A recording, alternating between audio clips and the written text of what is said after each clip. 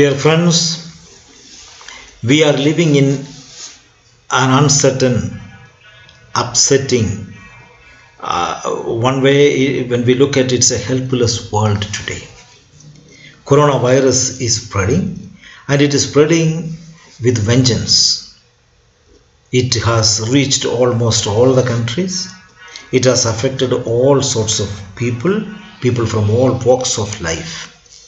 In fact, when we look at the corona crisis, it has raised several existential and practical questions for us to reflect upon, because it is affecting every domain of human life. And when we come to coronavirus crisis, it is personal, it is professional, and public.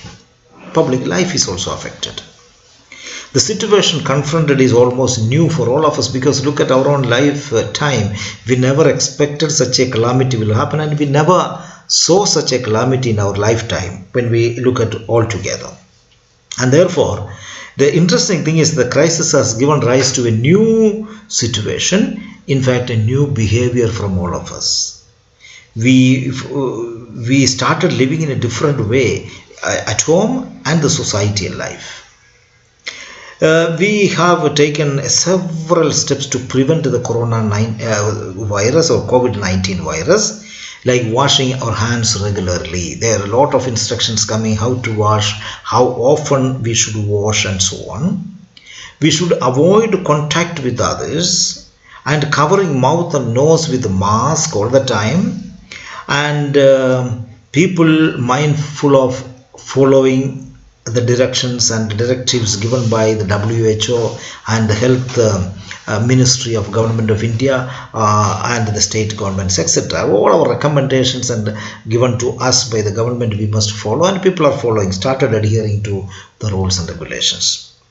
And they are also keeping a little distance from having close contact with outsiders. So that is the situation we are faced with. So coronavirus is spreading, and in our country we know, in Delhi where I am living, we know that it is spreading. In Maharashtra, in Gujarat, in Chennai, we have been witnessing this spread. Even in Kerala right now, because with the arrival of people from other states and other nations, the number is increasing. So that is the background in which we are living in. So in this background, when we look at, we must acknowledge one thing, that we people live in this world in a completely what we call unequal society. There is inequality, there is discrimination, there is disparity among people and societies, even the countries.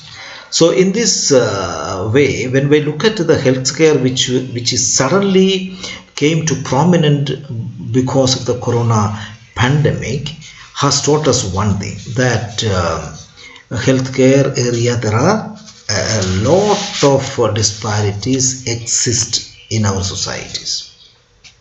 So UNDP has come out with the data dashboards that highlight the huge disparities in countries' ability to cope up with and recover from the COVID-19 crisis. So it says the pandemic is more than a global emergency, that all of us by now experienced that. It is not about the virus spreading and getting sickness.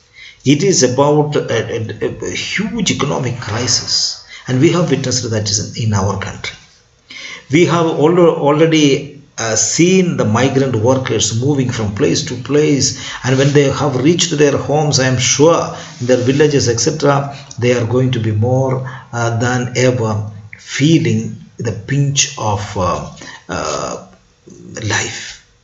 They will not have enough food to eat. They say some data says there will be 40 crore people in this country in the coming days will find difficult to survive in terms of having enough food to eat.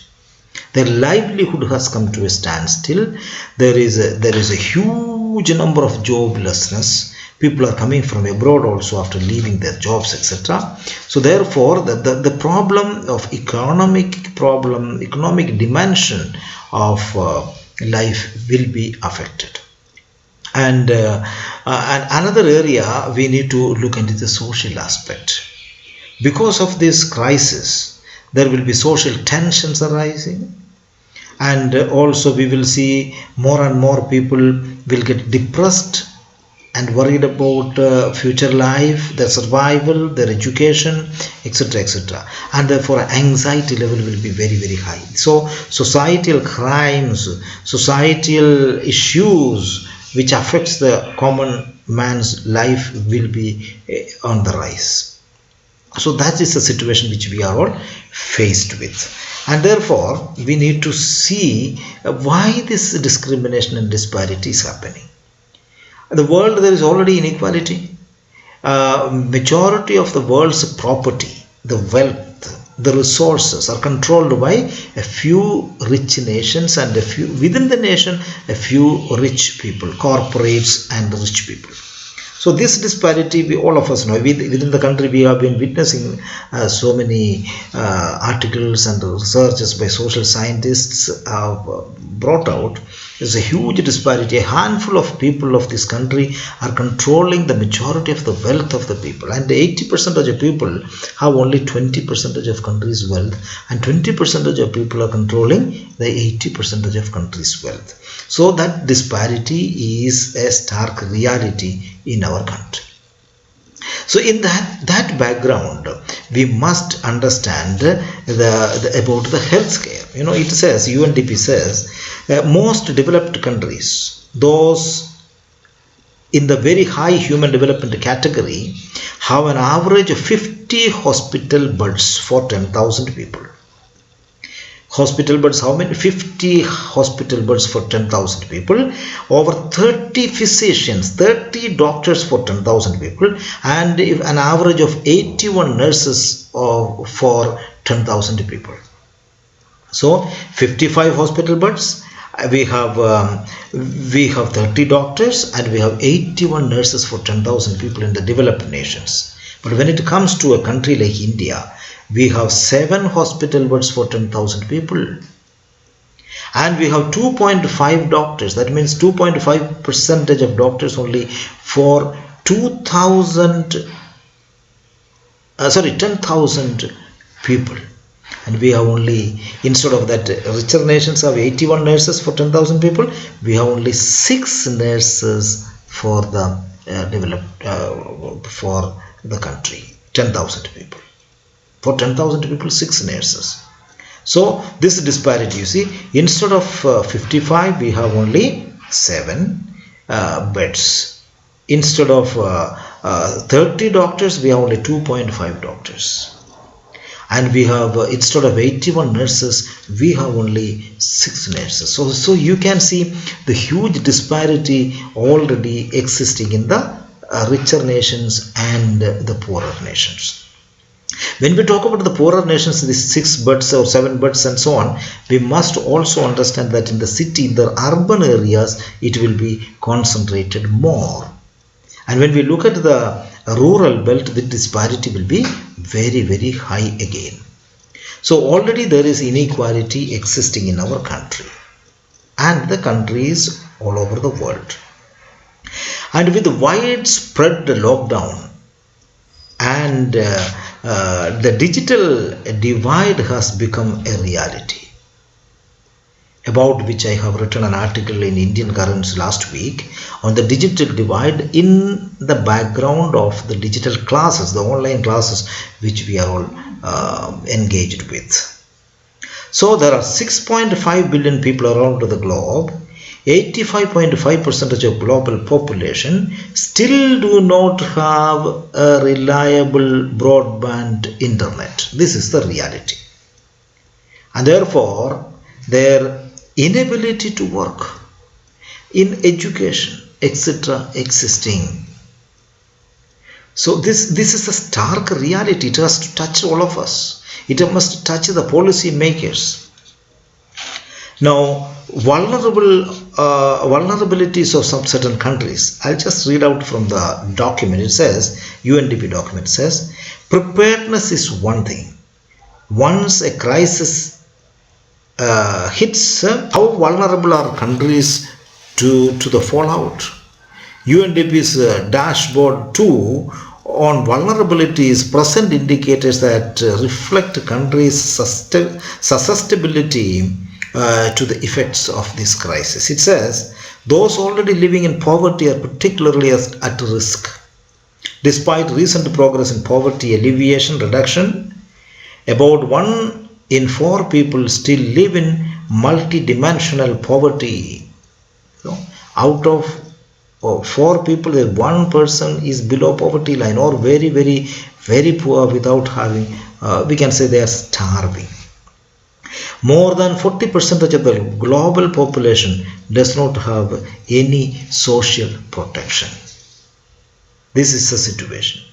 The COVID-19 pandemic also reminds us of the disruptions in one place and contagious, triggering them problems elsewhere. Now, China, it went to Italy, and it went to Spain, and finally it reached the US and every European countries, and we also are faced with this problem. So, for example, in countries like Kyrgyzstan, they say a significant part of the GDP comes from remittances. While places as diverse as Montenegro, Maldives and Cabo Verde rely heavily on tourism. Almost 60% of GDP of Maldives, for example, is coming only from tourism, which is being very, very much hit due to coronavirus. And that we know in our own country also, because of certain areas are very well known for tourism, that is affected very well. Now, when we talk about the disparities and discrimination and inequality about this coronavirus crisis, we cannot forget that many of the problems could have been solved if all our governments, etc., had concentrated on healthcare and education and infrastructure building as their primary priorities. I think we failed in this one miserably, and that is why the people are suffering today. And the pandemic like this, in this magnitude a pandemic, it is going to affect a majority of our poor people very seriously. That is why all of us are urging the governments, etc., to directly transfer some kind of a monetary help for the poor people, so that they will be able to continue their lives. Buying and purchasing and selling, etc., would once again happen, and the life will become normal. Otherwise, what happens? The coming days, their life will be miserable, and the disparities and discrimination, the divide will increase very much.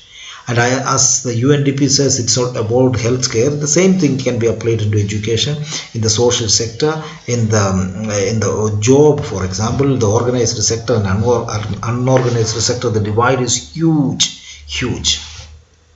And the slum people who are in the slums, etc., if you ask them to keep social distancing all the time, it is mocking, in fact, their lives, because they don't have space. They don't have a place to live.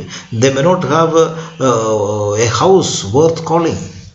So in such a situation, if you ask them to keep social distancing all the time, or the people who in certain areas of India, in Maharashtra, etc., where there is no water availability, last year we have seen in the summer, terrible problems in Latur area and so on. So suppose you ask them to wash hands several times, for them the primary concern will be drinking water.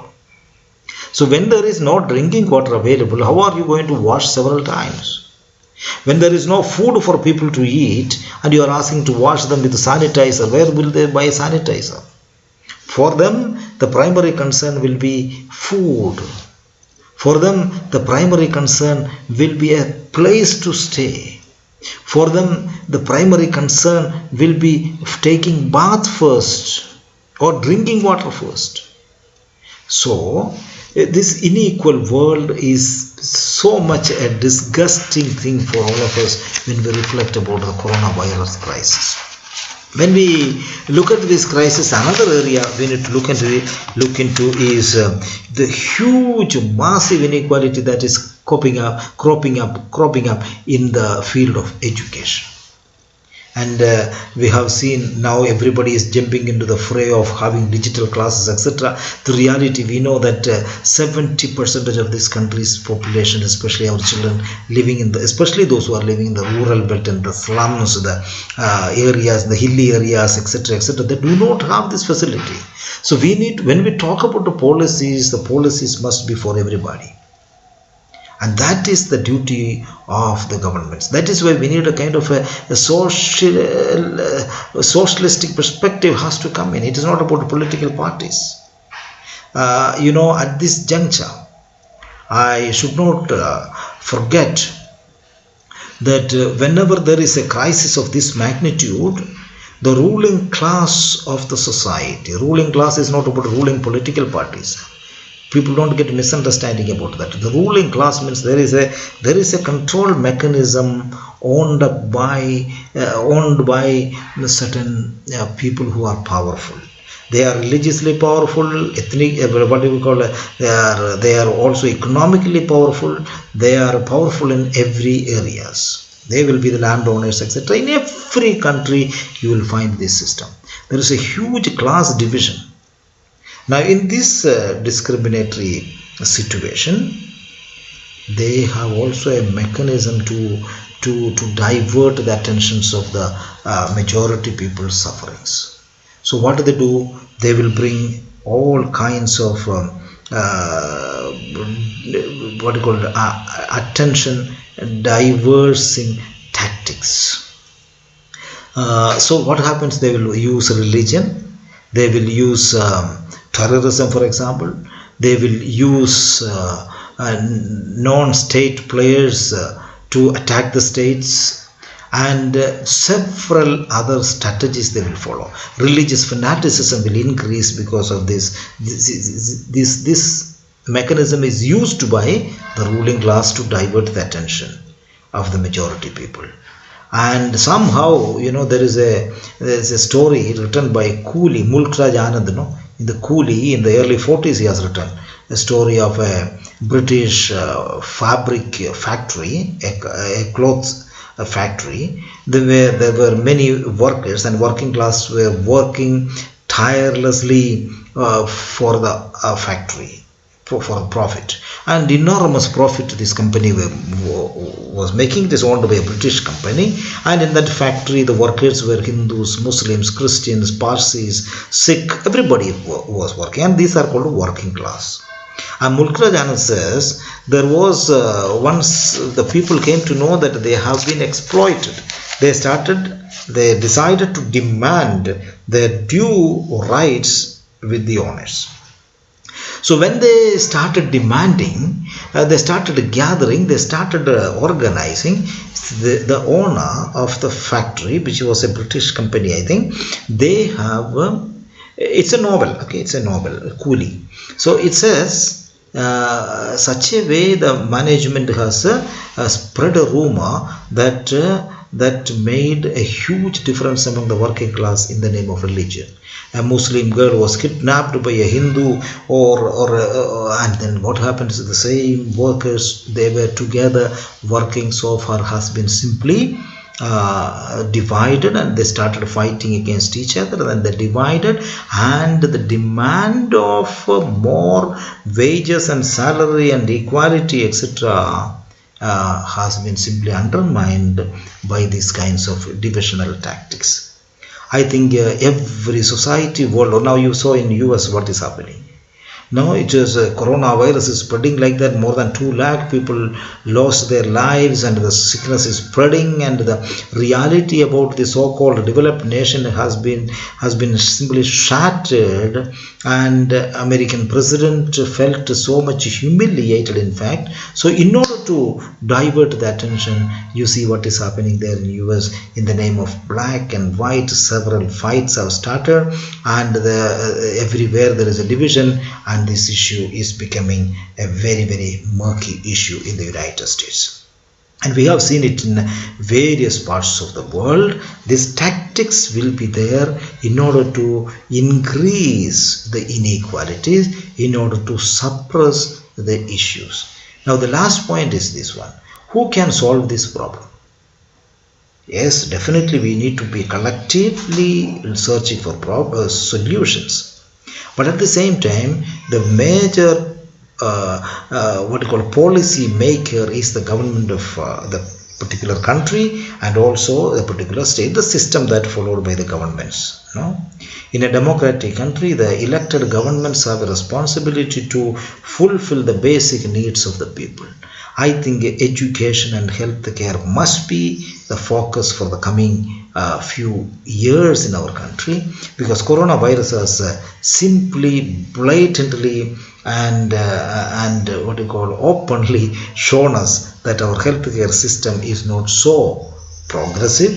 It has not reached to the people at all levels, and therefore the government must look for concentrating on healthcare, and we also, along with that we need to concentrate on education. I am sure that our governments, all the governments, have a very big responsibility in terms of bringing people together. There should be harmony, there should be collective work towards progress, and also the government must make policies, a long-lasting policy in terms of long-term policy for the future of this nation through education and healthcare. I think if governments follow these basic priorities along with healthcare, along with education, and the infrastructure building must be the priority of any governments. If so, I am sure that this coronavirus will be defeated, and this crisis will go away, and we will move towards another world which is very progressive and developing. I think all of us have the responsibility to support and encourage and force the government to take these steps urgently, and collectively let us do our responsibility as people who love this nation and love people and love humanity. Thank you very much.